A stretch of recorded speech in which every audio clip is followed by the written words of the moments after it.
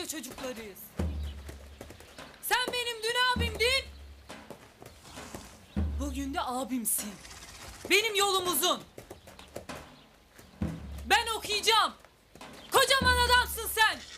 Kendine göre bul, kendine göre.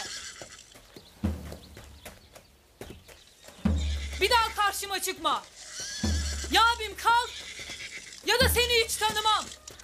Tiyatro mektebinde okumuş gibisin. Dilin hayli uzun. İyi bildin. Okulda piyeslerde az oynamadım. Yoluma çıkma. Seni tanımam. Seni tanımam emmoğlu. Babam niye sudan çıkmadı? Baban gelecek, merak etme. Babam gelmeyecek.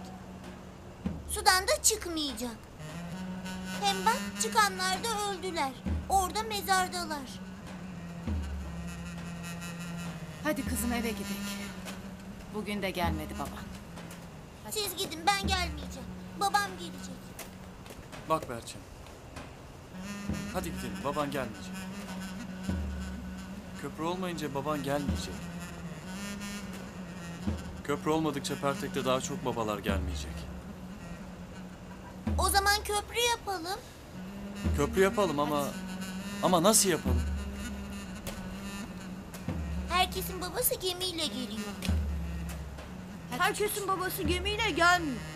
Gemi batıyor. Diyeceğim o ki bu kadın iki öksüzle ne alacak?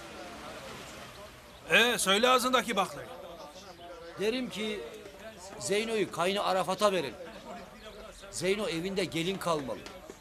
Evinden kovalayan mı var? Şimdiden vızır vızır. İsteyenler kapıya dayanmış. Ulan Allah siz. Bir daha duymayacağım ulan. Hadi bakalım hadi, Hadi fazla ya. konuşmayın, araba kalkıyor hadi. Hadi. Bakalım güle güle güle güle. Arafat! Arafat! Arafat! Arafat benimle niye konuşmuyorsun?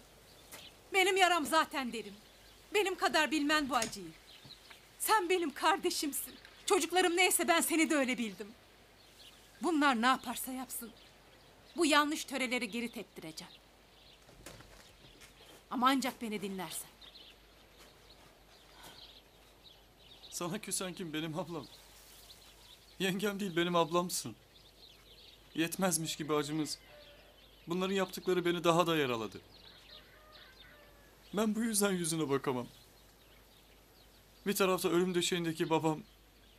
Babamın sözleri beni yaralar. O da bunlara uyar. Ya başımı alıp gitmek istiyorum buralardan.